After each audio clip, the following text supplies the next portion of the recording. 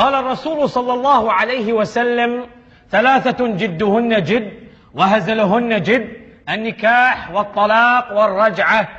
النكاح والطلاق والرجعة. النكاح والطلاق والرجعة. نعم يا ابني. أستاذ، أنا الحين أعرف معنى الطلاق وأعرف معنى الرجعة، بس النكاح شنو؟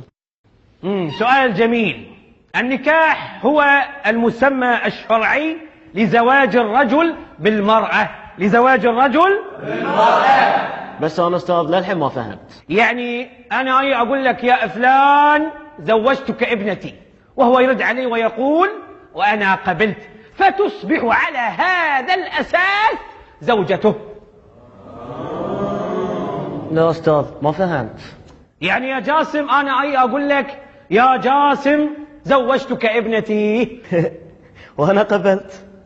قبلت؟ إيه. قبلت شنو؟ أتزوج بنتك. زواج بنتي يعني؟ إيه. لا لا لا لا يا طلق طلق الحين أقول لك طلق. لا أستاذ بابا مطلق. شنو مو مطلق يبا؟ أنا كنت أشرح لك الدرس، ما كنت قصدي أنا أزوجك بنتي. أستاذ الحين أنا تزوجت بنتك على حسب شرحك لنا، وكل الصبيان في الصف الحين شهود، صح؟ صح. البركة يا جاسم تستاهل. الله يسلمك. منك المال ومن هالعيال. عزيز. الصلاة والسلام عليك يا حبيب الله محمد. وبارك أرسلت بين حمرين الله يطول بعمرين.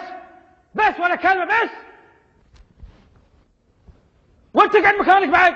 وانت طلق الحين، طلق الحين، طلق. لا أستاذ بابا مطلق. طلق زين. سمعوني الحين راح اشرح لكم موضوع الطلاق، وابيكم تركزون في ذي الموضوع، خاصة انت.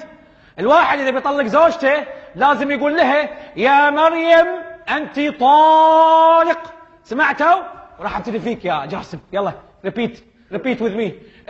قول: يا مريم انت طالق. يعني الحين اسم بنتك مريم؟ حيا الله عمي ابو مريم. بس تدري عاد؟ قوم. المدير تعال